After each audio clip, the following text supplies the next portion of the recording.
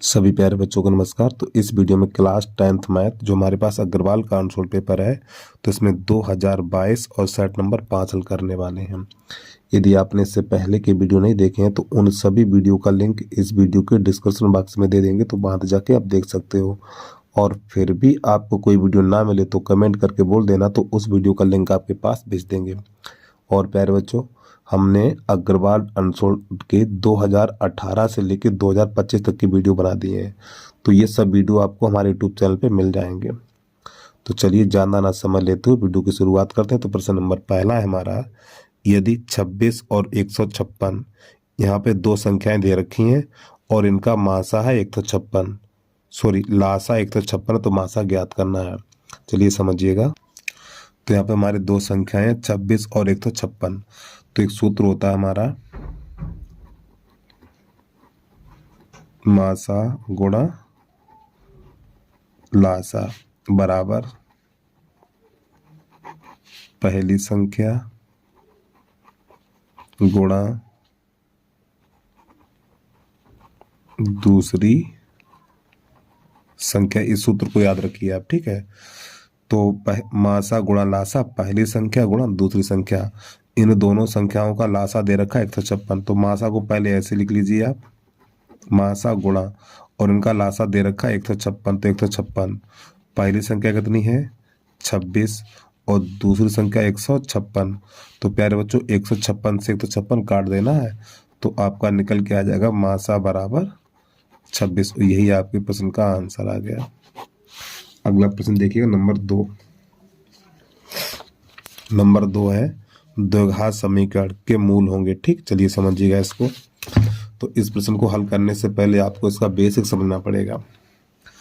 तो बेसिक में क्या है, तो नंबर 2 डालिए।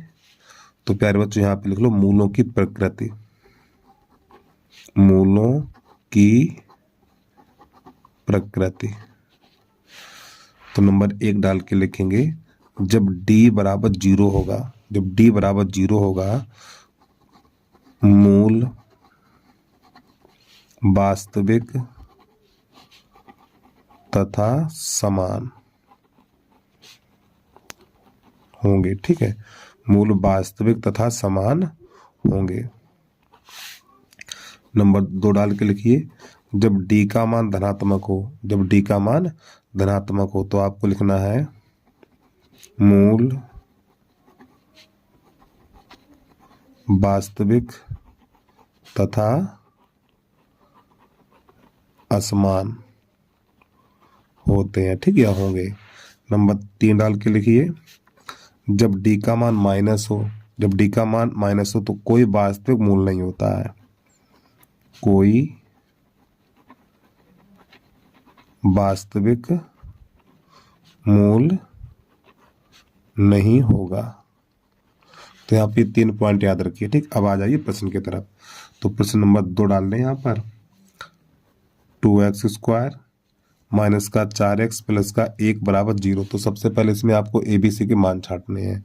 तो प्यारे बच्चों A का मान है 2, B का मान -4 और C बराबर 1।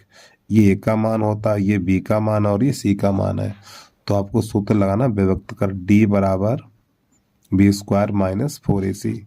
तो B का मान है -4 का वर्ग, फिर 4, A का मान 2 और C का मान 1। तो माइनस संख्या का वर्ग हमेशा प्लस होता है।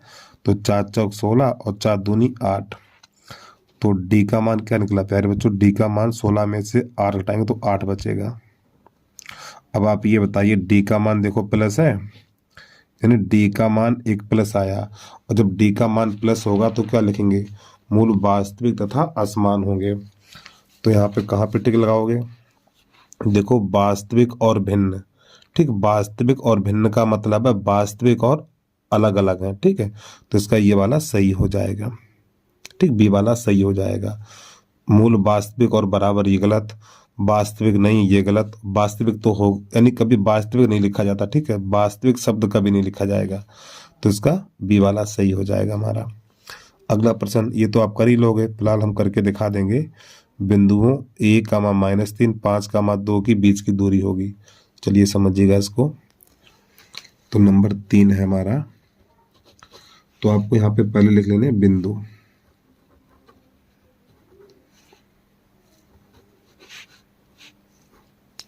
1, -3 तथा 5, 2 इनके बीच की दूरी ज्ञात करनी है।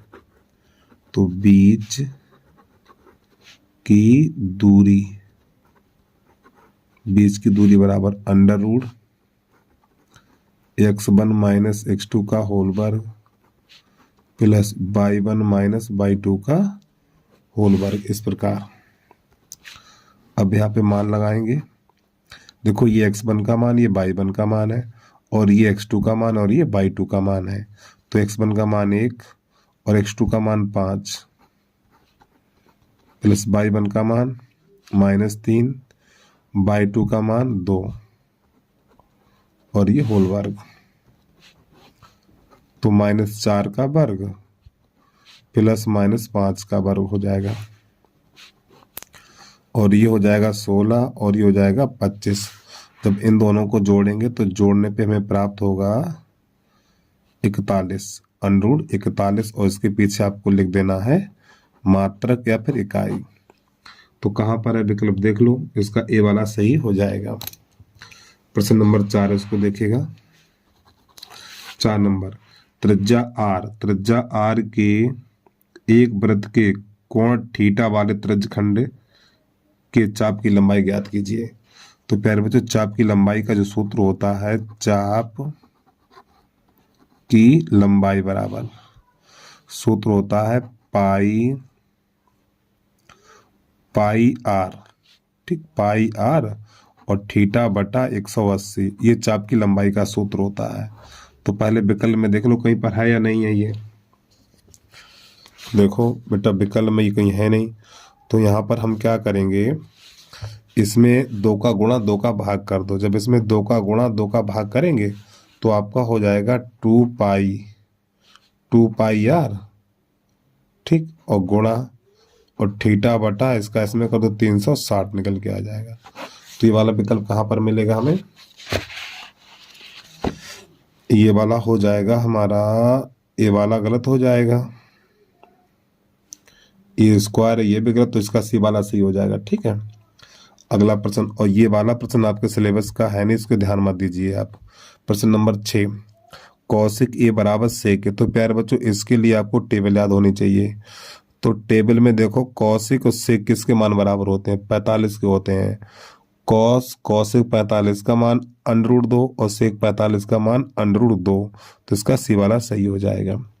प्रश्न नंबर 5, 5 मीटर लंबी एक सीढ़ी भूमि से 4 मीटर की ऊंचाई पर स्थित एक खिड़की तक पहुंचती है। दीवार के आधार से खिड़की के निचले सिरे तक की सीढ़ी के निचले सिरे तक की दूरी होगी, ठीक, पूरी लिखा है दूरी होगी, ये लिखना होना चाहिए।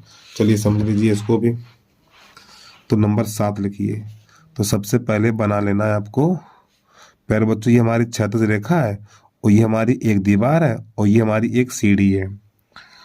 तो 5 मीटर लंबी एक सीढ़ी, तो ये 5 कर लो। भूमि से 4 मीटर की ऊंचाई पर, और ये वाली दूरी 4 होगी, तो हमें ये वाली दूरी ज्ञात करनी है। तो आपको लिखना ए बी और ये सी। पाइथागोरस प्रमेय लगा दो, कर्ण का वर्ग आधार का वर्ग प्लस लंब का वर्ग। तो इधर 5 का वर्ग, आधार तो हमें ज्ञात नहीं है, ये 4 का वर्ग, तो ये 25 हो जाएगा, ये 16 हो जाएगा, 16 का दोला तो माइनस का हो जाएगा, बराबर आधार का वर्ग। तो यहाँ पर बचेगा 9, तो आधार का वर्ग बराबर 9, तो आधार बराबर √9 बन जाएगा, तो आधार बराबर 3 निकलेगा, तो आपको लिख देना सेंटीमीटर। ठीक है, तो जो सीढ़ी का निचला सिरा है दीवार से 3 मीटर की दूरी पर है। अगला प्रश्न देखिएगा आप। प्रश्न नंबर 8 है, इनको हल करना है और एक्स वाई के मान ज्ञात कर लो। चलो देखो, x + 2y बराबर 19 -x + 2y बराबर 1। तो इन दोनों को जोड़ दो, प्लस माइनस कट जाएगा और ये बन जाएगा हमारा 4y और बराबर ये 20 हो जाएगा। 4 × 1 = 4, 4 × 5 = 20, y बराबर 5। ये वाला मान चाहे 1 में लगाओ चाहे 2 में लगाओ, इसको 1 मानो इसको 2 मानो। तो 1 में रखने पर, तो y बराबर 5 निकला है, तो यहाँ पर 5 लगा लो, तो 5 दूनी 10 हो जाएगा ये। तो x प्लस 10 बराबर 19, तो x बराबर निकलेगा 19 माइनस 10, तो x बराबर 9। तो उसका जो आंसर निकलेगा 9,5। ठीक है, तो देख लो कहाँ पर है विकल्प, भाई पे टिक लगा दो। 9,5, 9,5 इसका हो जाएगा, सी वाला सही हो जाएगा।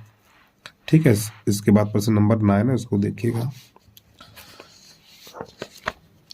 एक लंबवृत्तीय बेलन की त्रिज्या 7 सेंटीमीटर है तथा ऊर्ध्वाधर ऊंचाई 8 सेंटीमीटर है, तो बेलन का बग पृष्ठ ज्ञात कीजिए।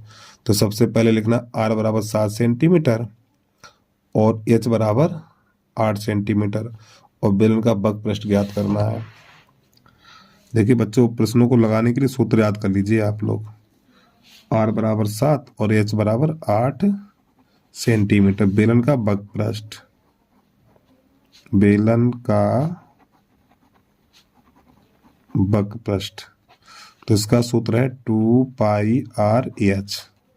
मान लगा दो, 2 गुणा 22/7, r का मान 7 गुणा 8, ये 7 साथ चला जाएगा, तो 2 गुणा 8 दूनी 16, 8 दूनी 16, 17 गुणा कर दो इसका, 2 छंग 12, 17 दूनी 34, 34 और 1 35, आपको लिख देना है वर्ग सेंटीमीटर। देखो 352 कहाँ पर है, तो इसका बी वाला सही हो जाएगा।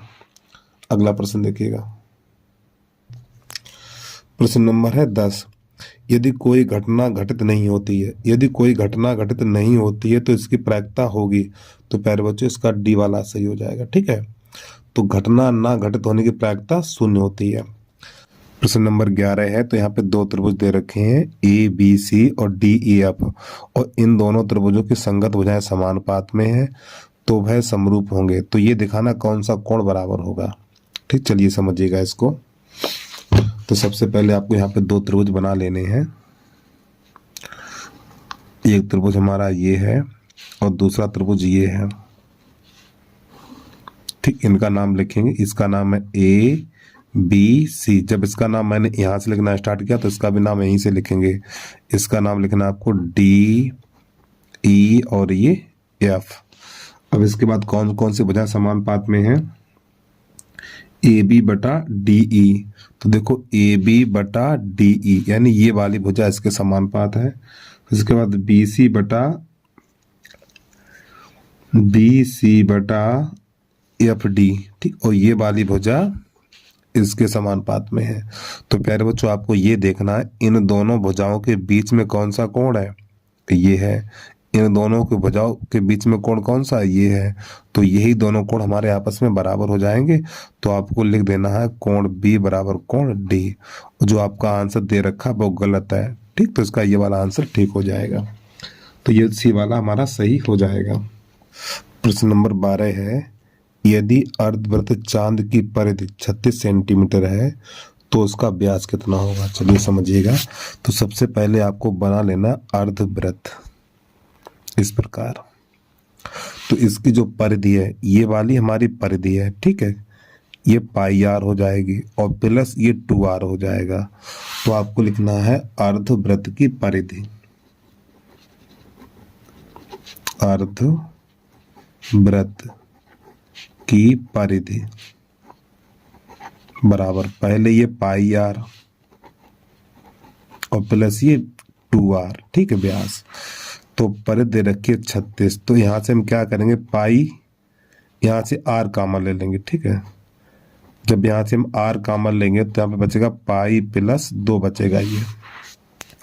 तो ये 36 बराबर r, पाई का मान 22/7 लगा देना और प्लस 2 हो जाएगा ये। तो 36 बराबर r, 7 दूनी 14, तो 22 प्लस 14/7। और इन दोनों को जोड़ेंगे तो जोड़ने पे 36 मिल जाएगा हमें। तो 36 बराबर ये हो जाएगा 36r/7। फिर ये 36 एकन 36, 36 एकन 36, तो r बराबर 7 निकलेगा, r बराबर 7 सेंटीमीटर। और हमसे पूछा गया व्यास, तो आपको यहाँ पे पता होना चाहिए जो व्यास होता है ना वो त्रिज्या का दोगुना होता है। तो 2 गुणा 7, r का मान 7 लगा दिया, तो 14 सेंटीमीटर आ गया। देखो कहाँ पर है, वहीं पे आप टिक लगा लीजिए। तो इसका विकल्प नंबर हमारा हो जाएगा, लो बेटा इसमें 14 सेंटीमीटर दिया ही नहीं है। ठीक, इसका 14 सेंटीमीटर नहीं है कहीं, तो इसके जो विकल्प वो सब गलत है। ठीक, तो इसका हमारा 14 सेंटीमीटर निकल के आ जाएगा। अगला प्रश्न देखिएगा, प्रश्न नंबर 13 है, साइन थीटा बटा 1 प्लस कॉस थीटा, इसका मान ज्ञात करना है। तो प्यारे बच्चों इसका परमेकरण कर दो आप। Sine theta 1 plus cos theta, plus है तो ऊपर नीचे 1 माइनस कॉस का गुणा और 1 माइनस कॉस का कर दो भाग। तो आपको यहाँ पे लिख लेना है साइन थीटा और 1 माइनस कॉस थीटा। तो यहाँ पे एक बार प्लस एक बार माइनस है, तो आपको लिख देना 1 माइनस कॉस स्क्वायर थीटा, और ये बन जाएगा हमारा साइन स्क्वायर। तो साइन थीटा और 1 माइनस कॉस थीटा और बटा ये बनेगा हमारा साइन स्क्वायर थीटा। एक साइन से एक साइन निकाल दो। अब यहाँ पे जो बचेगा हमारा 1 माइनस कॉस थीटा और ये साइन थीटा। तो ये हमें कहाँ पर मिलेगा, 1 माइनस कॉस बटा साइन। तो इसका सी वाला सही हो जाएगा, सी पे आप टिक लगा लीजिए। प्रश्न नंबर 3 यहाँ पे दे रखा है, दिए गए चित्र में त्रिभुज का परिमाप होगा। त्रिभुज का परिमाप क्या होता है, तीनों भुजाओं का योग। चलिए समझिएगा, तो इन सबको जोड़ दो। ये 6 5 11, 11 ये है, 6 5 11, 11 और 9 20 और 20 और ये 10 30। तो इसका ये वाला हो जाएगा त्रिभुज क्या, यानी त्रिभुज का परिमाप तीनों भुजाओं का योग। ये वाली भुजा 11 और ये 9 है और ये 10 है, तो इन सबको जोड़ दो तो सबका जोड़ हो जाएगा 30। ठीक, ये वाला हो जाएगा। प्रश्न नंबर 15, 3 के पहले 5 गुणजों का योग कितना होगा, यानी 3 का पहाड़ा 5 बार लिख लो फिर उसे जोड़ दो। चलिए समझ लीजिए इसको। प्रश्न नंबर 15, 3 के पहले 3 गुणजों का योग कितना होगा। 3 एकम 3, 3 दूनी 6, 3 त्रिका 9, 3 चौक 12, 3 पंजे 15, इनको जोड़ दो। तो देखो 15 ये है, 15 और ये 15, 15 15 30 और 30 15 45। लो इसका जोड़ 45 हो जाएगा। अगला प्रश्न देखिएगा, प्रश्न नंबर 16, 20 संख्याओं का समांतर माध्य 12 है, तो उन संख्याओं का योगफल कितना होगा। तो प्यारे बच्चों इन दोनों का गुणा कर दो। ठीक, 12 दूनी 24, 12 दूनी 24, 240 हो जाएगा, ये वाला हो जाएगा। इसका मासा ज्ञात करना अभी आपको बता देंगे हम, पहले इसको दूसरे विध से देख लीजिए। ठीक है, 3 के प्रथम 5 गुणज। तो प्यारे बच्चों आपको क्या करना है, नंबर 15 है ना, हाँ, 3 के प्रथम 5 गुणज। तो देखो 3 का पहाड़ा 5 गुणज और एक बढ़ा के लिखना, ठीक, 6 और बटा रहेगा हमारा 2 हमेशा। 3 के प्रथम 5 गुणज, फिर एक बढ़ा के लिखना है। अगर 5 गुणज है तो यहाँ पे 6, अगर यहाँ पे 10 गुणज होते तो 11 करते। यहाँ पर एक बढ़ा के लिखा जाएगा, 2 एकम 2, 2 3 6 गुणा कर दो, 3 त्रिका 9, 9 पन्ना 45। आप इसको ऐसे भी कर सकते हो। और प्रश्न नंबर 16 तो हमने आपको बता ही दिया है, 20 गुणा 12 तो 12 दूनी 24 का ये हो जाएगा। प्रश्न नंबर 17, इसका मासा ज्ञात करना है। ठीक है, तो मासा क्या होगा, एक इनमें से, यानी एक ऐसी संख्या बताओ, ये दोनों कट जाएं। देखो बेटा 3 का भाग, देखो 5 का भाग इसमें भी लगेगा और इसमें भी लगेगा, इसमें 6 का भाग नहीं लगेगा, 4 का भाग नहीं लगेगा। तो इसका विकल्प नंबर सी वाला सही हो जाएगा। इस सी का भाग यानी इस 5 का भाग इन दोनों में लग जाएगा। प्रश्न नंबर 18, यदि बहुपद इतने का एक मूल 2 है तो दूसरा मूल कितना होगा। चलिए समझिएगा, तो यहाँ पे नंबर 18 लिख लेना है। तो बच्चों जो यहाँ पे बहुपद दे रखा है x² प्लस 5x माइनस 6 और बराबर 0 कर लो। तो पहले यहाँ पर ABC के मान छाट लो आप। तो A बराबर 1 और B बराबर 5 और C बराबर -6। तो मूलों का योगफल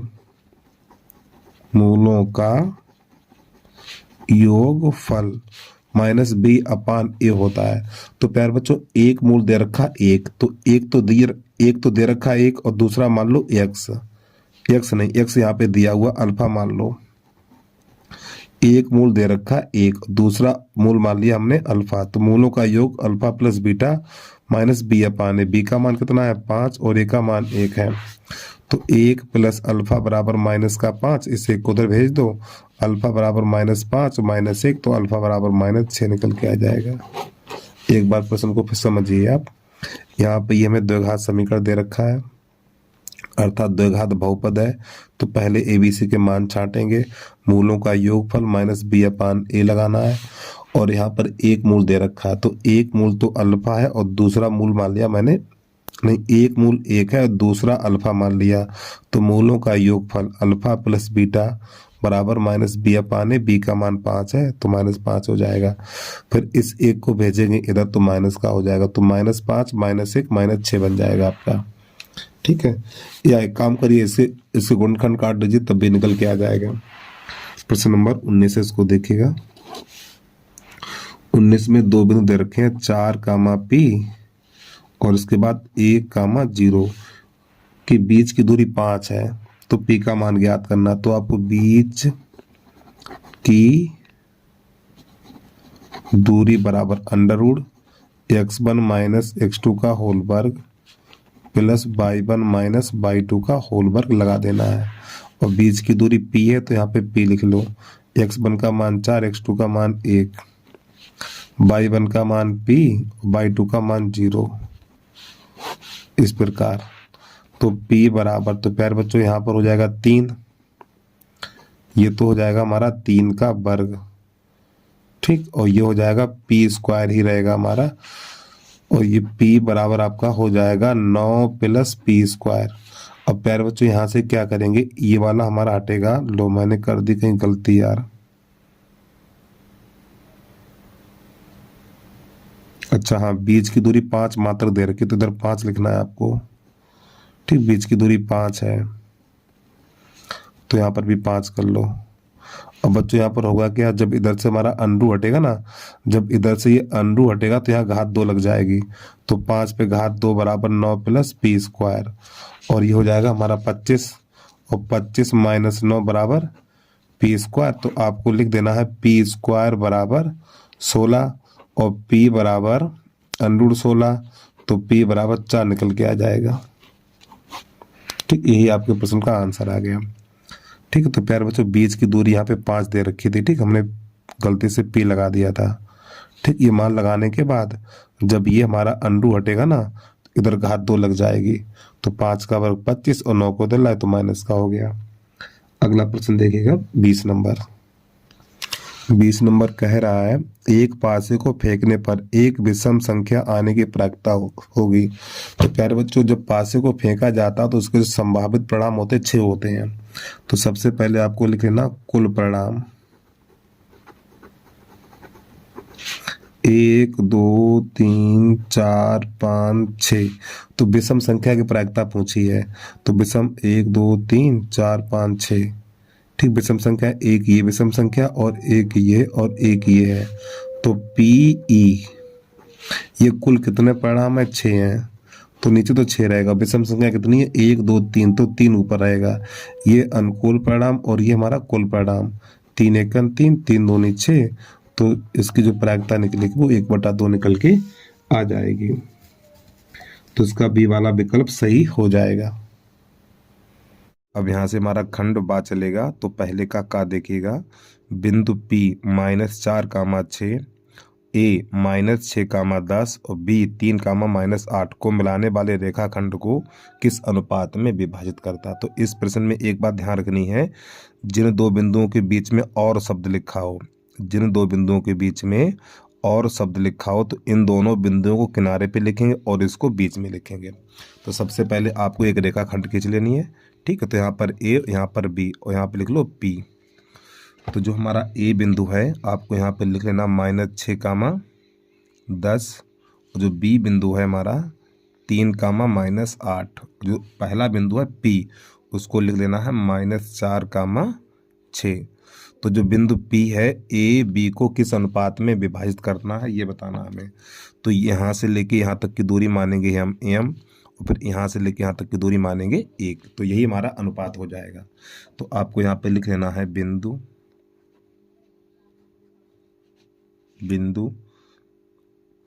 ए -6, 10 तथा बी 3, -8, और जो हमारे अनुपात हमने माने हैं, अनुपात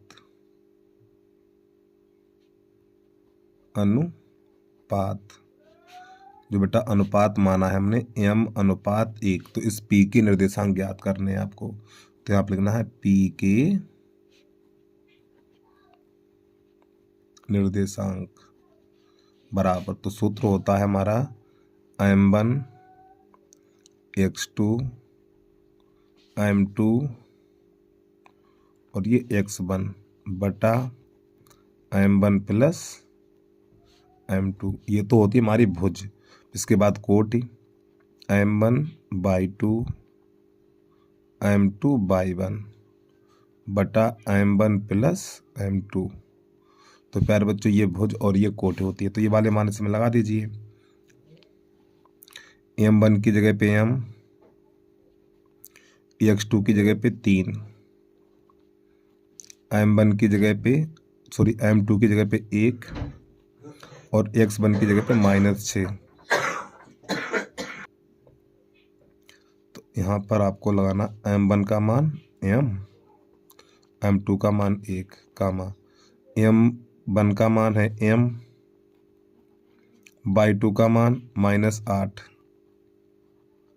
प्लस m2 का मान 1 और y1 का मान 10। तो यहाँ पे आपको 10 लगा देना है बटा m और प्लस 1।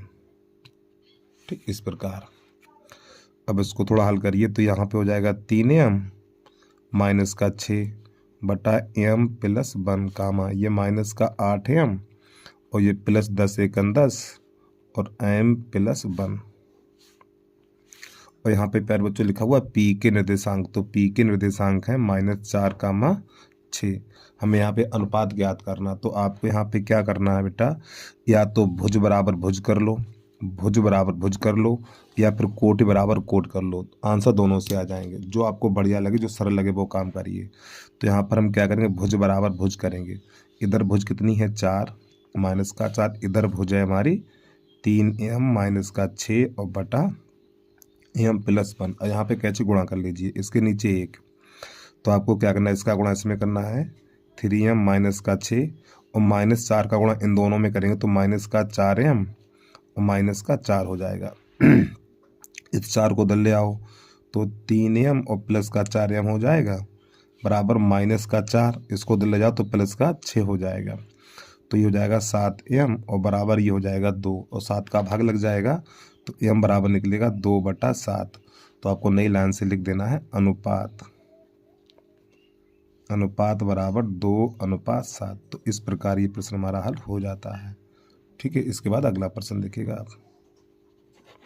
और प्यारे बच्चों, वीडियो को लाइक करने के साथ साथ यूट्यूब चैनल को सब्सक्राइब जरूर कर लीजिए। आप लोग वीडियो बनाने के लिए बहुत मेहनत लगती है बेटा। चलिए अगला प्रश्न है, इसका हमें खा खरगोश बहुलक ज्ञात करना है। ठीक, ये टेबल दे रखी है और इसका बहुलक ज्ञात करना है। तो ये हमने टेबल बना रखी है। ठीक है, तो बहुलक ज्ञात करने क्या करेंगे, बारंबारता में सबसे बड़ी संख्या देखी जाती है। ये हमारा वर्ग अंतराल है और ये हमारी बारंबारता। तो बहुलक ज्ञात करने के लिए बारंबारता में सबसे बड़ी संख्या देखी जाती है। तो बारंबारता में सबसे बड़ी संख्या कितनी है, 9 है। तो 9 के सामने आपको लिख लेना f0, फिर इससे ऊपर लिखना है आपको f1, नहीं माफ़ी चाहता हूँ, यहाँ पे आपको लिखना है f1। एक बार फिर समझिए, बहुलक ज्ञात करने के लिए बारंबारता में सबसे बड़ी संख्या देखिए, तो सबसे बड़ी संख्या के सामने आपको लिखना f1, फिर इससे ऊपर f0, फिर इसके नीचे f2 लिखना है आपको। जो सबसे बड़ी संख्या होगी वहाँ पर आप लिखेंगे f1, फिर उससे ऊपर f0, फिर उससे नीचे f2 और इसके सामने l आपको लिख लेना है। ठीक, l बराबर 50। अब इसके बाद यहाँ पर अंतर कितना ये भी देख लो। यहाँ पे जो अंतर है प्रत्येक स्थान पर 15 का अंतर है, तो आपको यहाँ पे लिख लेना h बराबर 15। अब आपको लगा देना बहुलक का सूत्र। तो यहाँ पे लिखना बहुलक बराबर l plus F1 minus F0 बटा 2F1 F0 माइनस F2, और ये कोष्टक से बाहर H, ये हमारा होता है बहुलक का सूत्र। जो मैंने अभी आपको ऊपर वाले मान बताए सब यहाँ पे लगा दीजिए आप। तो L का मान 55 है प्लस F1 का मान 9 और F0 का मान 7 बटा यहाँ पे 9 रखना है, 2 गुणा 9 और F0 का मान 7 और F2 का मान है 5 और H का मान आपको बता चुके 15। तो ये हो जाएगा 55 और ये बचेगा 2 और 2 में 15 गुणा हो जाएगा तो 30 हो जाएगा ऊपर। ये 9 दूनी 18 और माइनस, देखो यहाँ प्लस का चिन्ह लगाइए, 9 दूनी 18 और ये हो जाएगा हमारा 12। ये 55 प्लस ये हो जाएगा 30 बटा 6, 6 एकन 6 56 30। तो आपका जो आंसर निकल के आएगा 55 प्लस 5, तो आंसर आ जाएगा हमारा 60 और यही आपके प्रश्न का आंसर हो जाएगा। अगला प्रश्न देखिएगा आप। देखिए वीडियो को रोक के आराम से नोट कर लिए आप, ठीक है। गागमला देखिए, गागमला है, सिद्ध कीजिए कि 6 प्लस √2 एक अपर में संख्या है। तो नंबर देखो, बोर्ड के पेपर देने जाओ तो नंबर जरूर लिखना ध्यान से, नंबर लिखने में गलती मत कर देना। पहले का गा, ठीक है, काफ़ी बच्चे गा लिख देते हैं, पहले का गा ऐसे लिखना है आपको। तो आपको यहाँ पे लिखना है माना 6 प्लस √2 एक परमेय संख्या है। तो सबसे पहले हमने माना 6 प्लस √2 एक परमेय संख्या है। प्यारे बच्चों, जब ये परमेय संख्या है तो परमेय संख्या को P बटा Q के रूप में लिखा जाएगा। तो 6 प्लस √2 बराबर P बटा Q, और इसके आगे लिखना है आपको जहाँ P तथा Q सह अभाज्य पूर्णांक हैं और Q नॉट इक्वल 0। ठीक, सहभाज्य पूर्णांक क्या होते हैं? ऐसी संख्याएं जिनका मासा 1 हो। अब आपको क्या करना, ये वाला 6 इधर भेजो तो माइनस का हो जाएगा। तो √2 बराबर P बटा Q और माइनस का 6, तो इसके नीचे कर लो, इसका इसमें इसका इसमें। तो √2 बराबर हो जाएगा P माइनस 6Q बटा Q। तो प्यार बच्चों यहीं पे प्रश्न हमारा हल हो जाता है। तो आपको नई लाइन से लिख देना है P माइनस 6Q बटा Q, ठीक, एक परमेय संख्या है, एक परमेय संख्या है। जब ये परमेय संख्या है तो ये भी परमेय संख्या है, अतः √2 भी एक परमेय संख्या है, परमेय संख्या है। लेकिन विरोधाभास के कारण,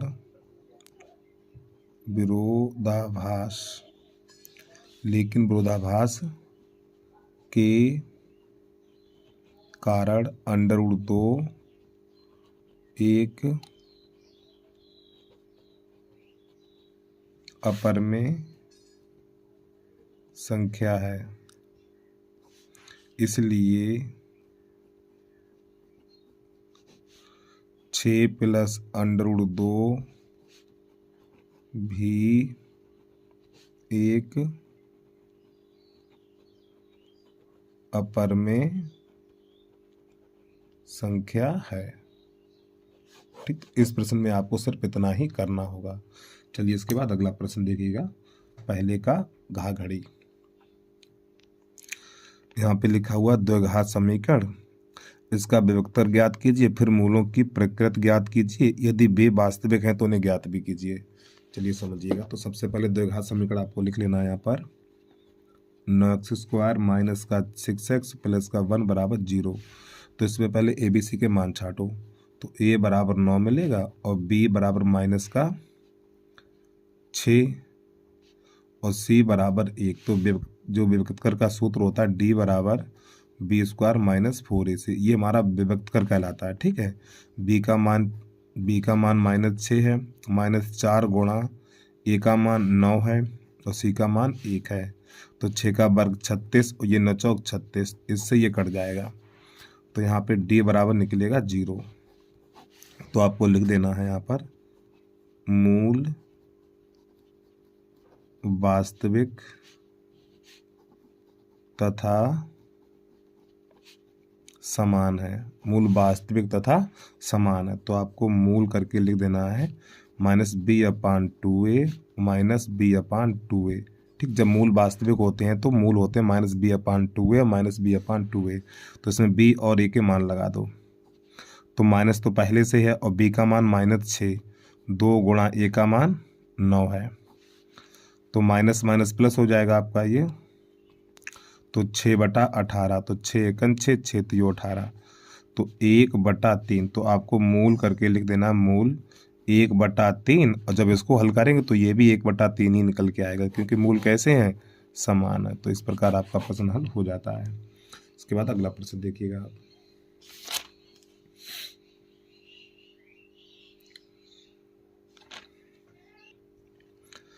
प्रश्न है हमारा, एक ठोस एक अर्धगोले पर खड़े एक शंकु के आकार का है जिसकी त्रिज्या 3 सेंटीमीटर है। शंकु की ऊंचाई 4 सेंटीमीटर है। इस ठोस का संपूर्ण पृष्ठीय क्षेत्रफल पाई के पदों में ज्ञात कीजिए।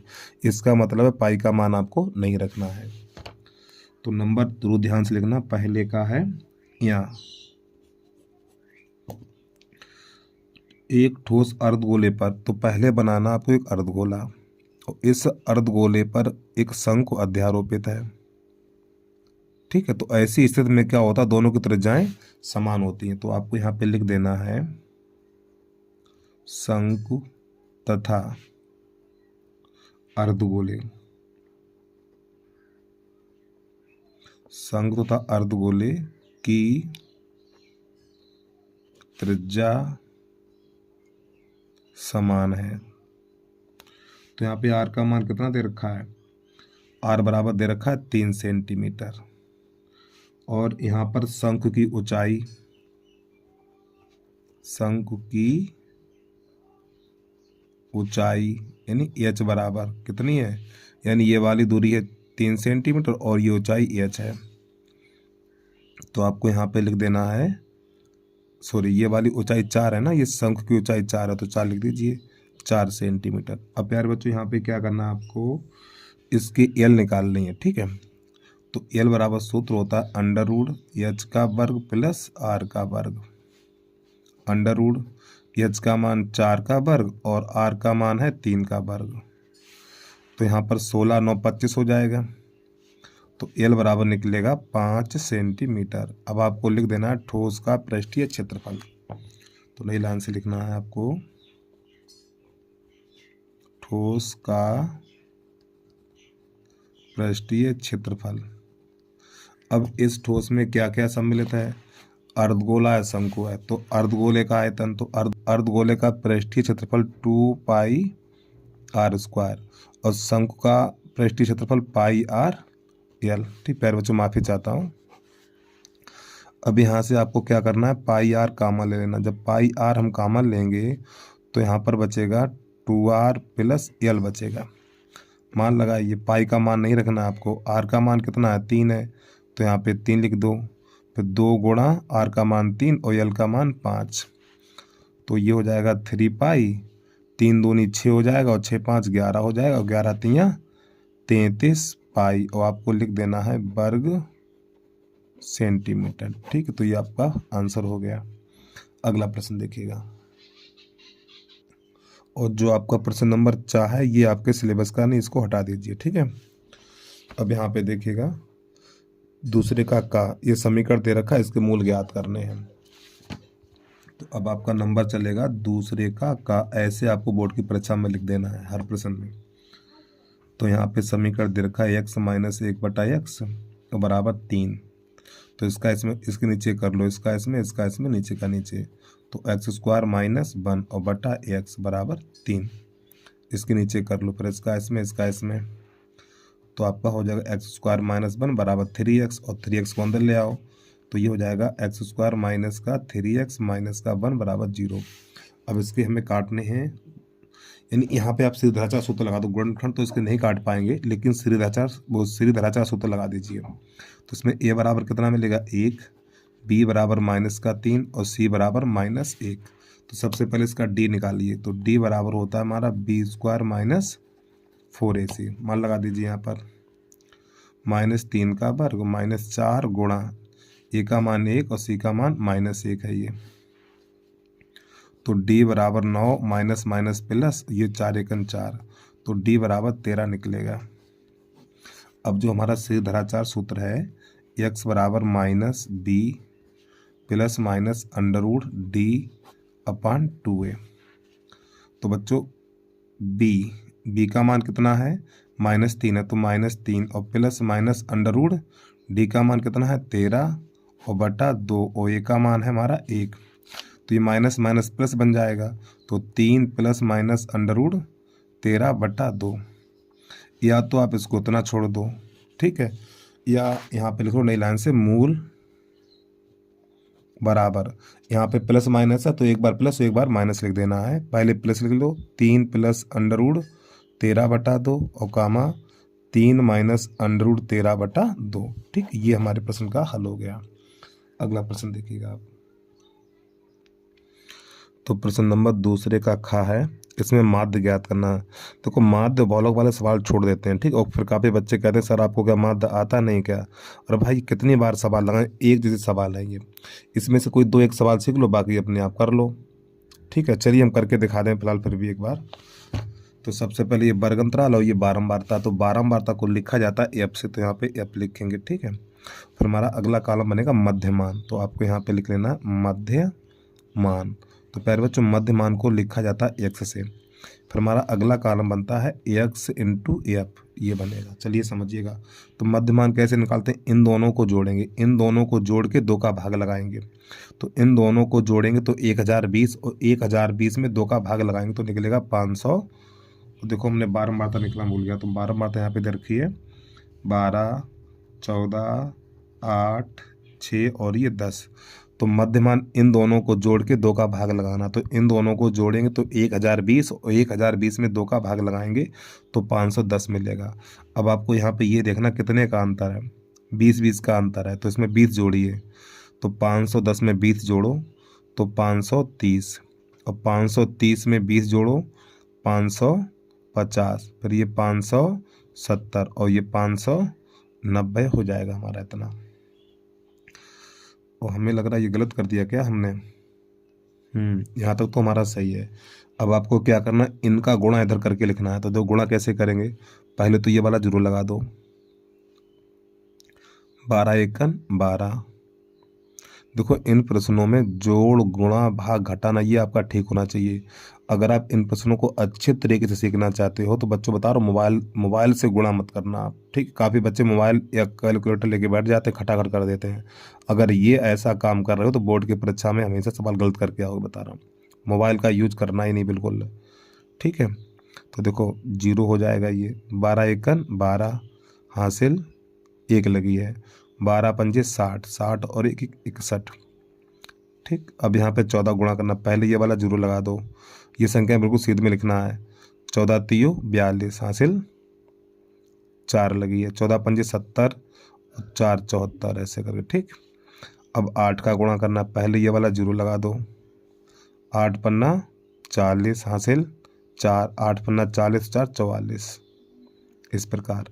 पहले ये जीरो लगा दो, 6 सत्ते 42 हासिल 4, 56 30 और 34 हो जाएगा। अब यहाँ पे ये 5900 कर दीजिए, ठीक है, डबल 0 बन जाएगा। तो प्यारे बच्चों इसको जोड़ेंगे तो ये कहलाएगा, इसका जोड़ कहलाएगा सिग्मा एफ बराबर कितना हो जाएगा, ये आपका ये हो जाएगा, ये तो 20 हो गया, 20 20 40 50 होगा हमारा। अब इसको जोड़ेंगे, पहले तो ये जीरो लगा दो और इसके जोड़ को बोलते हैं सिग्मा एक्स एफ बराबर। तो जब आप इसको जोड़ेंगे तो बेटा इसका जोड़ इतना आ जाएगा, ठीक है। अब यहाँ पे आपको लगाना है इसका भाग, यानी समांतर माध्य बराबर सूत्र होता है हमारा सिग्मा एक्स एफ बटा सिग्मा एफ, और ये हमारी प्रत्यक्ष विधि कहलाती है। तो ये जो हमने जोड़ा है तो आपका जोड़ निकला 27 26 0, और बटा सिग्मा एफ का मान है 50। ठीक, 0 से 0 काट दो। अब इसमें 5 का भाग लगाना है, 5 का भाग लगाना है 2 6, तो 5 25, यहाँ पर बचेगा हमारा 2, इस 2 का उतारा ले लो, 5 चौक 20, फिर 2 बचा हुआ है, 6 का उतारा ले लो, 5 25, तो यहाँ पर बचेगा 1, यहाँ लगाएंगे दशमलव, यहाँ बढ़ेगा 0, और 5 दूनी 10। तो जब इसका इसमें भाग लगाएंगे तो हमारा जो आंसर निकलेगा 545.2। ठीक, अगर ये आंसर गलत आया तो एक काम करिए, गुणा और जोड़ एक बार चेक कर लीजिए, आंसर सही हो जाएगा। फिलहाल एक बार हम आंसर देख लें हम कितना है इसका। हाँ, बिल्कुल ठीक निकला है। ठीक है, चलिए अगला प्रश्न देखिएगा आप लोग। देखो, इसमें जोड़, गुणा, भाग, घटाना आपको सब ठीक तरीके से आना चाहिए। अगर ये आता है तो सवाल गलत नहीं होगा, और ये सवाल बहुत सावधानी के साथ करना, क्योंकि अक्सर इसमें गलती हो जाती है। ठीक है, चलिए अगला प्रश्न देखिएगा। प्रश्न नंबर गा है, गा में 2 प्रश्न दे रखे हैं। ठीक है, यहाँ पे इन दोनों को सिद्ध करना है। चलिए समझिएगा। तो आपको लिख देना है दूसरे का गा, और पहला सवाल है ये sin 60 cos 30 माइनस sin 30 और cos 60 बराबर 1/2 लाना है। जब ये सिद्ध करने वाला सवाल हो तो सबसे पहले इसका LHS लिख लो, sin 60 cos 30 sin 30 और cos 60। sin 60 का मान √3/2, cos 30 का मान √3/2, माइनस sin 30 का मान 1/2, cos 60 का मान 1/2। टेबल याद होनी चाहिए इसके लिए आपको। तो √3 का √3 में करेंगे 3, और 2 दूनी 4, 1 1 1 2 दूनी 4, तो 1/4 हो जाएगा। तो इसके हर समान है, तो जब हर समान है 3 में से 1 घटा दो, तो 2/4 बचेगा, 2 1 2, 2 दूनी 4, तो बेटा इसका आंसर आ गया 1/2। अब इसका दूसरा है, दूसरे का गा, और फिर इसका दूसरा, तो आपको यहाँ पे लिख लेना है। और प्यारे बच्चों, ये गलत सवाल आपका। ठीक है, ये जो प्रश्न है आपके सिलेबस का नहीं, इसको हटा दीजिए आप। ठीक, अगला प्रश्न देखिएगा। प्रश्न है हमारा दूसरे का घा, इसमें माध्यिका ज्ञात करनी। तो सबसे पहले आपको वर्ग अंतराल और ये बारंबारता वाला कॉलम बना लेना है। तो बच्चों, ये है हमारा वर्ग अंतराल और ये है बारंबारता। तो बारंबारता के बाद निकालेंगे इसकी संचयी बारंबारता। तो अगला कॉलम आपको लिख लेना है यहाँ पर संचयी बारंबारता, संचयी बारंबारता। तो संचयी बारंबारता कैसे निकालते हैं? पहले ये 14 ऐसे लिख लो, 14 में 56 को जोड़ो, 14 में 56 को जोड़ेंगे 70, और 70 में 60 को जोड़ेंगे 130, 130 में 86 को जोड़ेंगे तो 216, और 216 में 74 को जोड़ेंगे तो 290, और 290 में इस 62 को जोड़ेंगे तो 352, और 352 में 48 जोड़ेंगे तो आपका हो जाएगा 400। ये जो 400 होता है बेटा, ये होता है n का मान। तो आपको नई लाइन से लिख लेना है n/2। तो n का मान कितना है? 400 है। तो 400/2, तो n/2 का मान निकलेगा 200। अब आपको यहाँ पे ये देखना है, ये 200 संचयी बारंबारता में ऊपर से किस संख्या से घट जाएगा। 200, देखो 14 में से 200 नहीं घटा सकते हैं, 70 में से इस 2 को नहीं घटा पाएंगे, 130 में से इस 200 को नहीं घटा पाएंगे, तो 216 में से, देखो 216 में से 200 घट जाएगा। तो इसके सामने आपको लिखना है यहाँ पर F, फिर यहाँ लिखना आपको L। ठीक, L बराबर 30 हो जाएगा और F बराबर 86 हो जाएगा। एक बार फिर समझो, संचयी बारंबारता में ऊपर से देखना है 200 किससे घटेगा, तो यहाँ से 216 में से ये 200 घट जाएगा। ठीक, फिर इसके सामने F और ये L, फिर इससे ऊपर आपका हो जाएगा CF संचयी बारंबारता। और यहाँ पे वर्ग अंतराल में कितने का अंतर है? देखो 5 का अंतर है, तो थोड़ा दूरी पे लिख देना H बराबर 5। अब आपको यहाँ पे सूत्र लगा देना माध्यक का। तो आपको लिख देना है माध्यिका बराबर सूत्र होता है एल प्लस एन बटा 2 माइनस सी एफ बटा एफ इंटू एच। जो मैंने अभी आपको मान बताए वो सब मान इसमें लगा दीजिए। तो बेटा एल का मान कितना बताया 30, तो आपको यहाँ पे 30, और एन बटा 2 का मान कितना है 200, तो आपको 200, और सी एफ का मान है 130, तो आपको यहाँ पे 130 लगा देना, और बटा एफ का मान 86, तो आपको यहाँ पे 86, और एच का मान 5। अब इसको थोड़ा हल करिए। 130 सॉरी यहाँ पे 30 है हमारा, 30 ये बचेगा हमारा 70 बटा 86, और यहाँ पे आपको 5 लिख देना है। इसका इसमें गुणा कर दो तो 30 प्लस 3 7 पन्ना 35 350 बटा 86। अब आपको क्या करना है 86 का भाग लगाना 350 में। तो 30 प्लस जब 86 का भाग 350 में लगाएंगे तो जाएगा हमारा 4.069, इतनी बार जाएगा। अब ये वाला 9 हटाएंगे तो यहाँ पे 7 कर देंगे, तो 30 प्लस 4.07। ठीक है, अब ये 30 और 4 34, तो 34.07 निकल के आ जाएगा। ठीक है, अगला प्रश्न देखिएगा आप। प्रश्न नंबर है 5वां। 10 मीटर ऊंचे भवन के शिखर से केबल टावर के शिखर का उन्नयन कोण 60 अंश है और इसके पाद का अवनमन कोण 45 अंश है। टावर की ऊंचाई ज्ञात कीजिए और √3 का मान ये प्रयोग करना है हमें। तो सबसे पहले बनानी है आपको एक क्षैतिज रेखा। ठीक, तो प्यारे बच्चों 10 मीटर ऊंचा भवन है, ये हमारा एक भवन है और ये हमारा एक केबल टावर है। ठीक, ये केबल टावर है। तो 10 मीटर ऊंचे भवन के शिखर से 10 मीटर ऊंचे भवन के शिखर से केबल टावर के शिखर का जो उन्नयन कोण है वो 60 अंश है। तो इसको यहाँ से ऐसे मिला देना है। ठीक, ये जो कोण बनेगा वो 60 अंश का बनेगा। फिर आगे प्रश्न कह रहा है और इसके पाद का अवनमन कोण 45 अंश है। फिर इसको यहाँ से आपको ऐसे मिला देना है। ठीक, इसका जो कोण है वो 45 अंश है। तो जब ये 45 है तो ये भी 45 ही होगा हमारा। तो टावर की ऊंचाई ज्ञात कीजिए। तो प्यारे बच्चों यहाँ से लेके यहाँ तक ये हमारा टावर, तो इसकी ऊंचाई ज्ञात करनी है। तो ये वाली दूरी कितनी है, ये वाली दूरी हमारी 10 है। तो यहाँ से लेके यहाँ तक 10 हो जाएगी और इसको कर लेंगे h। तो ये वाली दूरी x कर लो। जब ये वाली दूरी x करेंगे तो ये भी दूरी हमारी x हो जाएगी।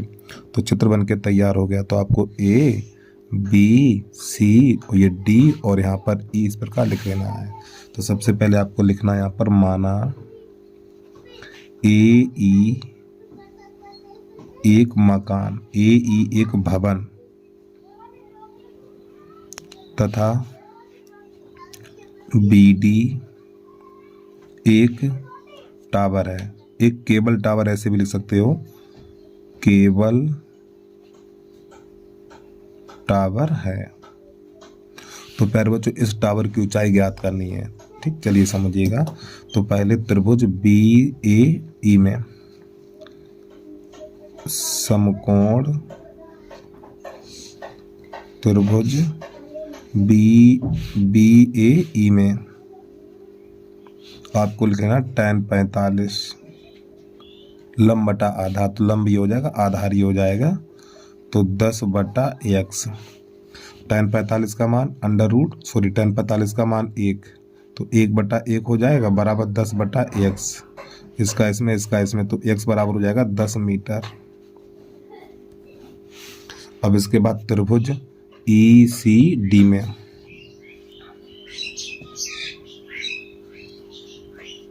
समकोण त्रिभुज ECD में तो आपको यहाँ पे लगाना tan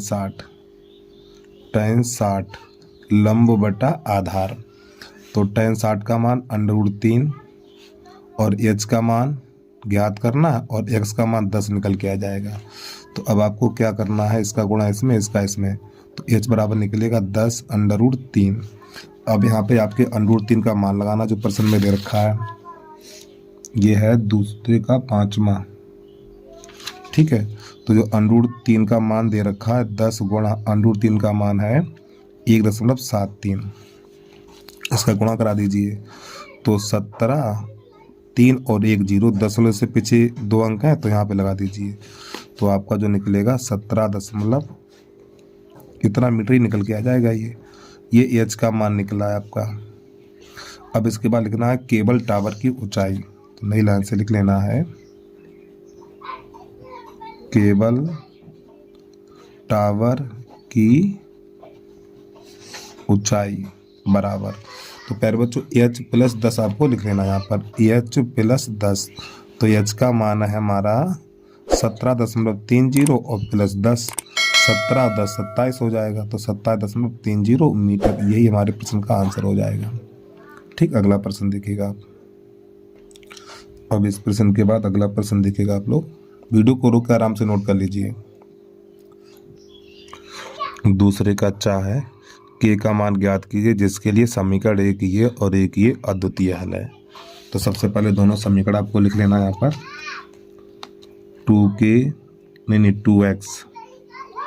2x प्लस के वाई बराबर 1। अगला समीकरण हमारा 3x माइनस 5 वाई बराबर 7। तो अब आपको यहाँ पे लिखना अद्वितीय हल, अद्वितीय हल। ठीक है, हल लिखना है। तो प्यारे बच्चों अद्वितीय हल की जो कंडीशन होती है a1/a2 नॉट इक्वल b1/b2। अद्वितीय हल अर्थात प्रच्छेदी रेखाएं होती जिनका एक हल होता है। अद्वितीय हल को केवल एक हल बोलते हैं। अब आपको यहाँ पे लिखना है, देखो ये और ये लिखना है, ये और ये लिखना है। तो क्या लिखना है 2/3 नॉट इक्वल k/-5। कैसे गुणा कर दो, इसका इसमें इसका इसमें, तो आपका ये हो जाएगा 3k नॉट इक्वल माइनस का 10 हो जाएगा, 3 का भाग लग जाएगा, तो k नॉट इक्वल हो जाएगा -10/3, और ये हमारे प्रश्न का आंसर हो जाएगा। और जो आपका आंसर दे रखा -10/16 दे रखा, वो 13 दे रखा, वो गलत है। ठीक है, तो इसका आंसर -10/3 ही होगा। अगला प्रश्न देखिएगा, प्रश्न नंबर 3। प्रश्न नंबर 3 है हमारा दो संख्याओं के वर्गों का अंतर 180 है। छोटी संख्या का वर्ग बड़ी संख्या का 8 गुना, तो संख्याएं ज्ञात कीजिए। तो आपको यहाँ पे लिख लेना है माना बड़ी संख्या बराबर x, छोटी संख्या बराबर y। ठीक, छोटी संख्या लिखी हुई है, बड़ी संख्या बराबर x और छोटी संख्या y। अब इनके वर्गों का अंतर, तो x² माइनस y², इनके वर्गों का जो अंतर है वो कितना है 180 है। ये हो जाएगा समीकरण नंबर पहला हमारा। फिर आगे दिया हुआ है यहाँ पर, फिर आगे प्रश्न कह रहा है छोटी संख्या का वर्ग। तो देखो छोटी संख्या का वर्ग और छोटी संख्या का वर्ग बड़ी संख्या का 8 गुना, तो बराबर 8x। अब हमें क्या करना है, ये समीकरण नंबर 2 कर लो। अब y² की जगह पे आपको 8x लिख देना है, तो ये हो जाएगा x² माइनस का 8x बराबर 180 अंश। y² बराबर 8x है, तो y² की जगह पे 8x लिख देना और इसको ले आओ इधर, तो x² माइनस का 8x माइनस का 180 बराबर 0। अब 180 के ऐसे गुणनखंड काटो घटाने पर 8 बच जाए, तो x² माइनस x, तो 18 धाम 180 माइनस 180 बराबर 0। तो यहाँ पे माइनस x का अंदर गुणा करेंगे, तो माइनस का 18x प्लस का 10x माइनस का 180 बराबर 0। यहाँ से आपको x का मान ले लेना है, तो x माइनस 18 और यहाँ से आपको 10 का मान ले लेना है, तो x माइनस 18 बराबर 0। तो अब आपको यहाँ पे x माइनस 18 और x प्लस 10 बराबर 0। तो यहाँ से आपको x और x के मान निकाल लें। ठीक, यहाँ से दूसरे पेज पे पहुँच रहे हैं, वीडियो को रोक के तरह नोट कर लीजिए पहले आप। तो x माइनस 18, तो पहले लिखना x माइनस 18 बराबर 0, तो x बराबर 18। फिर यहाँ से x प्लस 10 बराबर 0, तो x बराबर माइनस 10। तो माइनस वाला उत्तर अमान्य होता, तो आपको लिख देना है अमान्य, ये वाला मान्य हो जाएगा। अब जो हमारी संख्याएं हैं, ये वाला मान समीकरण नंबर 1 में लगा दो, 1 2 में लगाओ। x बराबर 18 समीकरण 2 में रखने पर। तो जो दूसरा समीकरण है हमारा वाई स्क्वायर बराबर 8 गुणा एक्स की जगह पे 18 लगा दो, तो वाई स्क्वायर 18 अट्ठे 144 हो जाएगा हमारा। तो वाई स्क्वायर और इसको लिखेंगे हम 12 पे घात 2, घात से घात कट जाएगी तो वाई बराबर 12 निकल के आ जाएगा। तो आपको लिख देना संख्याएं बराबर एक्स का मान 18 और वाई का मान 12। ठीक, हमारी बड़ी संख्या 18 निकली है और छोटी संख्या निकली हमारी 12 है। अब इसके बाद अगला प्रश्न दिखेगा, और जो प्रश्न नंबर तीसरे का अथवा ये आपके सिलेबस का नहीं, इसको छोड़ दीजिए। प्रश्न नंबर 4 देखिए, एक ठोस एक शंकु के आकार का है जो एक समान आधार त्रिज्या के अर्धगोले पर अध्यारोपित है। यदि अर्धगोले का वक्रपृष्ठ एवं शंकु का वक्रपृष्ठ समान हो तो शंकु की त्रिज्या और ऊंचाई का अनुपात ज्ञात कीजिए। तो आपको यहाँ पे सबसे पहले बना लेना अर्धगोला। तो बच्चों ये हमारा अर्धगोला है और अर्धगोले के ऊपर एक शंकु अध्यारोपित है, ठीक इस प्रकार। तो ऐसी स्थिति में क्या होता है, दोनों की त्रिज्याएं समान होती हैं। तो आपको यहाँ पे लिख देना है शंकु शंकु तथा अर्धगोले, शंकु तथा अर्धगोले की त्रिज्या समान है। तो यहाँ पे त्रिज्या तो दे रखी है, समान है। फिर आगे प्रश्न कह रहा है यदि अर्धगोले का वक्रपृष्ठ और शंकु का वक्रपृष्ठ समान हो, तो आपको लिखना है अर्धगोले का वक्रपृष्ठ, अर्धगोले का वक्रपृष्ठ बराबर शंकु का वक्रपृष्ठ। ठीक है, अर्धगोले का वक्रपृष्ठ बराबर शंकु का वक्रपृष्ठ कैसा है, समान है। तो अर्धगोले का वक्रपृष्ठ 2 पाई आर स्क्वायर और शंकु का वक्रपृष्ठ पाई आर एल, इस प्रकार। तो प्यारे बच्चों पाई से पाई कट जाएगा और एक आर से एक आर कट जाएगा, तो यहाँ पे एल बराबर बचेगा हमारा 2r। ठीक, एल बराबर 2r बचेगा। अब आपको यहाँ पे क्या करना है, आगे प्रश्न कह रहा है तो शंकु की त्रिज्याएं और ऊंचाई का अनुपात ज्ञात कीजिए। शंकु की त्रिज्या और ऊंचाई का अनुपात ज्ञात कीजिए, अर्थात आपको निकालना है यहाँ पर शंकु की त्रिज्या, शंकु की त्रिज्या और ऊंचाई का अनुपात, ये हमें ज्ञात करना है। चलिए समझिएगा इसकी कहानी को। अब आपको यहाँ पे क्या करना है, जो एल है ना, एल की जगह पे सूत्र लगा दो। एल बराबर सूत्र क्या होता है हमारा, एक काम करो इसके दोनों पक्षों का वर्ग कर दो। जब इसके दोनों पक्षों का वर्ग करेंगे, दोनों पक्षों का वर्ग करने पर, जब इसके दोनों पक्षों का वर्ग करेंगे तो ये एल स्क्वायर हो जाएगा और ये 4r स्क्वायर हो जाएगा। तो एल स्क्वायर की जगह पे लगा देंगे हम, एल स्क्वायर की जगह पे लिख देना है आपको एच स्क्वायर और प्लस आर स्क्वायर, ठीक है, और बराबर 4r स्क्वायर। अब इस r स्क्वायर को भेजो इधर, तो आपका ये हो जाएगा एच स्क्वायर बराबर हो जाएगा 4r square minus r square. तो बच्चों यहाँ पे बचेगा 3r स्क्वायर बराबर एच स्क्वायर इतना। अब देखो यहाँ पे गुणा में 1 कर सकते हैं, तो ये वाली संख्या भेजो इधर, ठीक, और ये 3 भेजो 1 के नीचे, तो आपका हो जाएगा आर स्क्वायर बटा एच स्क्वायर बराबर 1/3। तो यहाँ पर भी घात 2 है, यहाँ पर भी घात 2 है, तो आपको लिखना r बटा एच के घात 2 बराबर 1/3। अब इधर से घात हटेगी तो अंडू लग जाएगा, तो r बटा एच बराबर निकलेगा 1/3 और ये रहा अंडर, और 1 पे अंडर लगाते नहीं है, तो r बटा एच बराबर निकलेगा 1/√3। ठीक, तो नई लाइन से लिख देना है आपको r अनुपात एच बराबर 1/√3, और यही हमारे प्रश्न का आंसर आ गया। और चाहो तो आप इतना ही छोड़ देना, ठीक है। अगला प्रश्न देखिएगा आप, 12 सेंटीमीटर, 16 सेंटीमीटर और 20 सेंटीमीटर व्यास वाले धातु के 3 ठोस गोलों को पिघलाकर एक ठोस गोला बनाया जाता है। इस ठोस गोले का व्यास ज्ञात कीजिए। चलिए समझिएगा। तो सबसे पहले यहाँ पे 3 गोला बना लेना है। एक गोला ये हमारा, और एक गोला ये है, और एक गोला ये है, और इन तीनों को पिघलाकर एक बड़ा गोला बनाया गया।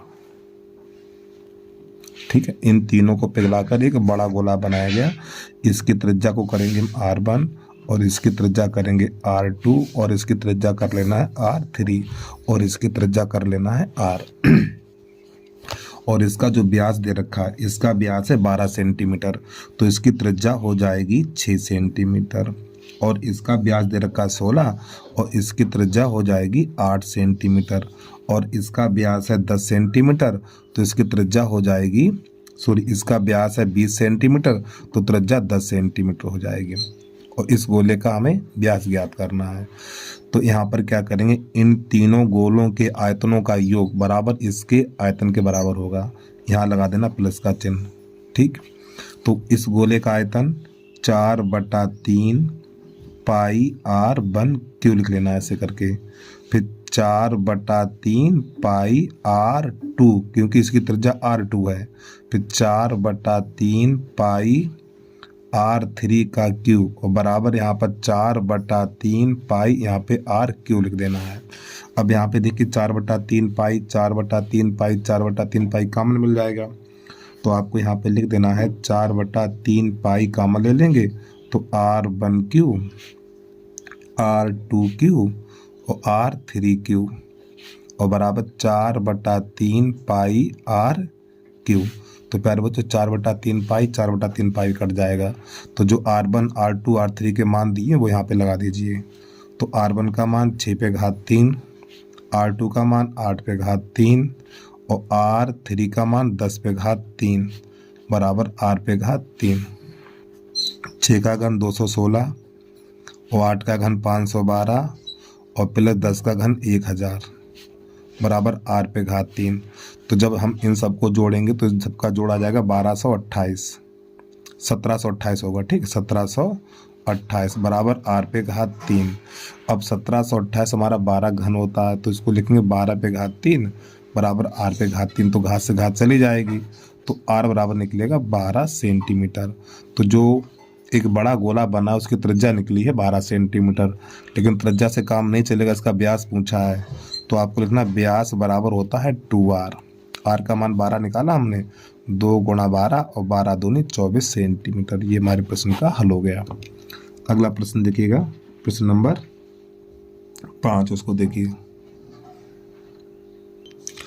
तो प्रश्न नंबर 5 है हमारा, सिद्ध कीजिए कि निर्देशांक इतने समचतुर्भुज के निर्देशांक है। तो सबसे पहले आपको समचतुर्भुज की परिभाषा पता होना चाहिए। ठीक है, तो पहले प्रश्न नंबर 5 लिख लें। तो आपको बना लेना एक समचतुर्भुज। ठीक है, समचतुर्भुज की चारों भुजाएं समान होती हैं। समचतुर्भुज की चारों भुजाएं समान होती हैं और इसके विकर्ण बराबर नहीं होते हैं। ठीक है, तो आपको यहाँ पे A लिख लेना है, B लिख लेना है, C लिखना और ये D लिखना है। ये चारों बीच की दूरी बराबर निकलनी चाहिए और विकर्ण असमान होने चाहिए। आपको यहाँ पे क्या निकालना है, AB बराबर BC बराबर CD बराबर AD। चारों भुजाएं समान हो, पहली बात ध्यान रखिए। ठीक है, फिर इसके बाद AC नॉट इक्वल BD, और ये बराबर नहीं होने चाहिए। इसके जो विकर्ण है वो बराबर नहीं होने चाहिए। ठीक, ये वाली कंडीशन होनी चाहिए। तो इनके पहले बिंदु लिख लो। A का है -3, 2 और B का है -5, -5 और C का बिंदु है 2, -3 और D का है 4, 4।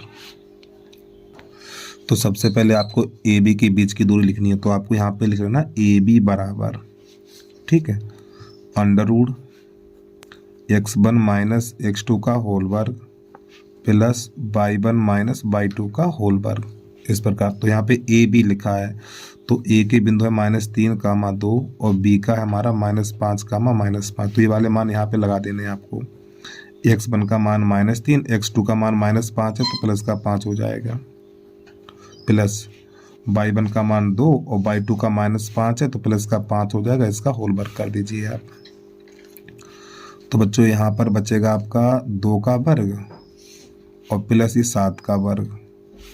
तो आपका ये हो जाएगा √ 4 + 49, तो आपका हो जाएगा 53।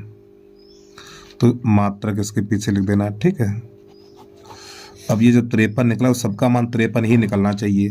फिर आपको लिख लेना यहाँ पर BC बराबर under root x1 minus x2 का होल वर्ग प्लस y1 माइनस y2 का होल वर्ग। तो BC, तो B का बिंदु कितना है -5 कामा -5 और C का है 2 कामा -3। तो अब ये वाले मान यहाँ पे लगा दीजिए आप। अंडर रूट x1 का मान -5 और x2 का मान 2 है और इसका होल वर्ग प्लस y1 का मान -5 और y2 का मान -3 है तो प्लस का 3 हो जाएगा। तो बच्चों यहाँ पर बचेगा -7 का वर्ग और ये हो जाएगा प्लस -2 का वर्ग। तो ये हो जाएगा 49 और ये हो जाएगा 4। तो ये भी हमारा, चलो लिख लो पहले, 49 + 4 तो आपका हो जाएगा अंडर रूट 53 और पीछे लिख देना है मात्रक। ठीक, अब यहाँ से दूसरे पेज पे पहुँच रहे हैं। अब आपको क्या लिखना, यहाँ पे लिखना है CD, ठीक है। इतना पर नोट कर लीजिए आप, ठीक। वीडियो को रोक के आराम से नोट कर लीजिए। चलो यहाँ पे थोड़ा और एक छोटा छोटा शॉर्ट में लिखेंगे। आपको लिख लेना यहाँ पर CD बराबर under root x1 minus x2 का होल वर्ग प्लस y1 माइनस y2 का होल वर्ग। तो बेटा हमने CD लिखा है 2 कामा -3 और D का हमारा 4 कामा 4। मान लगा दो यहाँ पर। अंडर रूट x1 का मान 2 और x2 का मान 4 प्लस y1 का मान -3 और y2 का मान 4। तो बच्चों यहाँ पे -2 बचेगा तो -2 का वर्ग 2 होगा और ये -7 हो जाएगा तो ये 49 बन जाएगा। जगह कम है हमारे पास, इसे थोड़ा जल्दी कर रहे हैं। तो ये 4 बन जाएगा और ये 49 बन जाएगा। तो 49 × 4 = 53। यहाँ पे लिख देना मात्रक। तुम्हारी जो अगली भुजा बची हुई है AD, ठीक, उसको देख लीजिए आप। ठीक, आपको यहाँ पे लिखना AD under root x1 minus x2 का होल वर्ग प्लस y1 माइनस y2 का होल वर्ग। तो ये वाले मान लगा दीजिए आप। x1 का मान -3 और x2 का मान 4 प्लस y1 का मान 2 और y2 का मान 4। अंडर रूट ये -7 का वर्ग हो जाएगा और प्लस -2 का वर्ग हो जाएगा। तो हो जाएगा 49 प्लस ये 4 बन जाएगा। 49 और 4 53 बन जाएगा हमारा। तो यहाँ पे लिख देना मात्रक। तो प्यारे बच्चों, इनकी भुजाएं तो बराबर निकली। अब आ गई विकर्ण की बारी। तो सबसे पहले आपको यहाँ पे लिखना AC बराबर under root x1 minus x2 का होल वर्ग प्लस y1 माइनस y2 का होल वर्ग। बस विकर्ण बराबर नहीं होने चाहिए। अब A के जो निर्देशांक हैं -3 कामा, यहाँ लिख लो A के निर्देशांक हैं -3 कामा 2 और जो C का निर्देशांक है हमारे पास 2 कामा -3, 2 कामा -3। ये वाले मान लगा दीजिए यहाँ पर। तो अंडर रूट x1 का मान -3 और x2 का मान 2 है और इसका होल वर्ग प्लस y1 का मान 2 है और y2 का मान -3 है तो प्लस का 3 हो जाएगा। अंडर रूट तो ये -5 का वर्ग और प्लस ये 5 का वर्ग हो जाएगा। तो 25 25 ये 25 बन जाएगा और ये 25 बन जाएगा तो 50 बन जाएगा हमारा। और यहाँ पे लिख देना मात्रक। ठीक है, ये पहला विकर्ण निकला हमारा। अब आपको दूसरा विकर्ण लिखना है BD बराबर under root x1 minus x2 का होल वर्ग प्लस y1 माइनस y2 का होल वर्ग। तो BD, तो B के निर्देशांक कितने हैं मैं देख लूँ पीछे। B के निर्देशांक है -5 कामा -5 और D का निर्देशांक है 4 कामा 4। ये वाले यहाँ पे रख दीजिए आप, बराबर के नीचे बराबर का चिन्ह। तो x1 का मान -5 और x2 का मान 4 है, इसका होल वर्ग। y1 का मान -5 है और y2 का मान 4 है। इस प्रकार x1 का मान एक बार मान चेक कर लें पहले। B का मान कितना है? B का मान है -5 का मान -5। ठीक, सही है। तो बच्चों ये बन जाएगा हमारा -9 बन जाएगा प्लस ये -9 बन जाएगा। ये भी हमेशा ध्यान रखें, माइनस संख्या का वर्ग हमेशा प्लस होता है। तो ये बन जाएगा हमारा 81 प्लस 81, तो ये हो जाएगा √162 और मात्रक। तो प्यारे बच्चों, शुरुआत में हमने आपको क्या बताया था, इनकी जो बीच की दूरी निकली है वो कैसी निकली है, समान निकली है। तो आपको यहाँ पे लिखना AB बराबर BC और बराबर CD बराबर DA और बराबर √53। चारों भुजाएं कैसी समान निकली हैं, ठीक है। फिर नई लाइन से आपको लिखना है यहाँ पर जो विकर्ण है इसके AC नॉट इक्वल BD, विकर्ण बराबर नहीं है हमारे, ठीक है। तो यहाँ पे लिख देना है अतः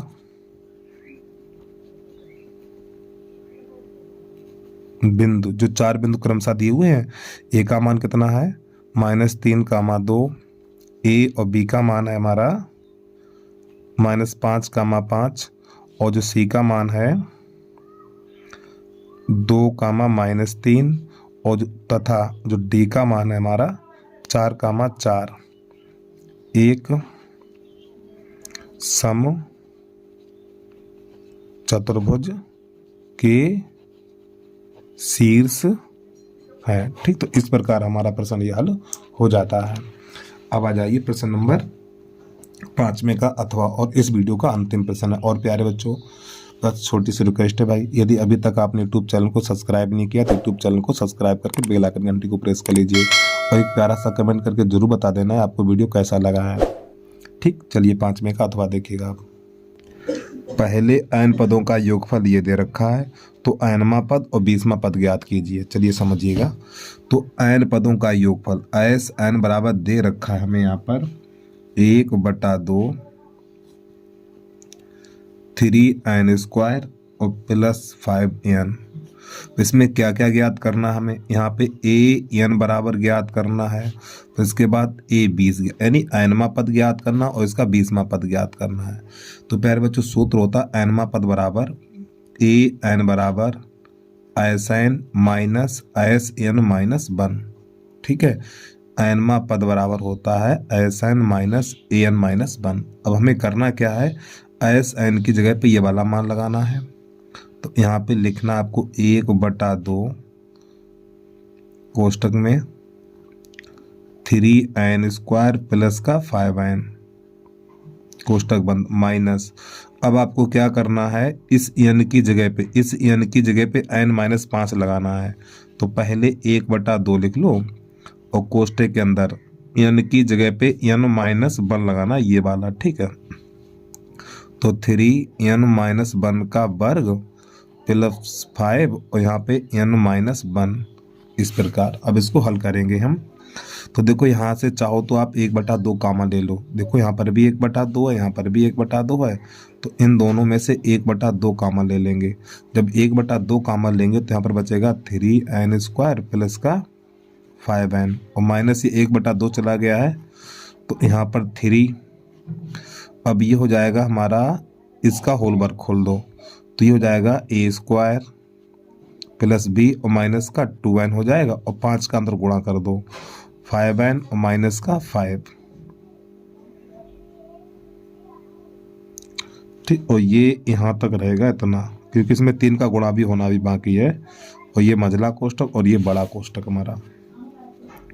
तो 1/2 3n² प्लस का 5n और ये मझला कोष्टक, 3 का अंदर गुणा करो, 3n² प्लस का 3 और माइनस का 6n और प्लस का हो जाएगा 5n और माइनस का 5, मझला कोष्टक और ये बड़ा कोष्टक।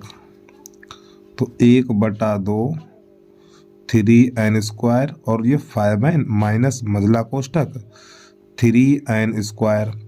अब ये माइनस का 6n और 5n, तो माइनस का n बचेगा और ये माइनस का 2 बचेगा हमारा यहाँ पर, ठीक है। -5 और प्लस 3 तो -2, मझला कोष्टक और ये हमारा बड़ा कोष्टक। अब आपको यहाँ पे एक बात पता होना चाहिए, जब कोष्टक से बाहर माइनस चिन्ह है तो अंदर वाले चिन्ह बदलेंगे। तो 3n² प्लस का 5n माइनस का 3n² और प्लस का n और प्लस का 2, ये मझला कोष्टक हमारा हट जाएगा, तो ये प्लस और ये माइनस कट जाएगा। तो 1/2 5 और ये 1 6n और ये प्लस का 2। अब बच्चों यहाँ से हम कॉमन लेंगे, 2 कॉमन ले लेंगे तो 1/2, और जब 2 कॉमन लेंगे तो यहाँ पर बचेगा 3n + 1, ये 2 से 2 कट जाएगा। तो जो an बराबर निकला हुआ है हमारा 3n + 1, एक तो आंसर ये निकल के आ गया हमारा। फिर आपको क्या करना है, n बराबर 20 रखना है। n बराबर 20 रखने पर जब n बराबर 20 रखेंगे तो a 20 बराबर 3 गुणा 20 + 1, तो 20 3 60, तो आपका ये हो जाएगा 60 + 1, तो जो 20वां पद निकलेगा वो हमारा निकल के आ जाएगा 61। तो इस प्रकार हमारा प्रश्न हल हो जाता है। तो बस प्यारे बच्चों, आज के लिए इतना ही। यदि आपको वीडियो पसंद आया तो वीडियो को लाइक करने के साथ साथ यूट्यूब चैनल को सब्सक्राइब अवश्य कर लीजिए। जय हिंद, जय भारत।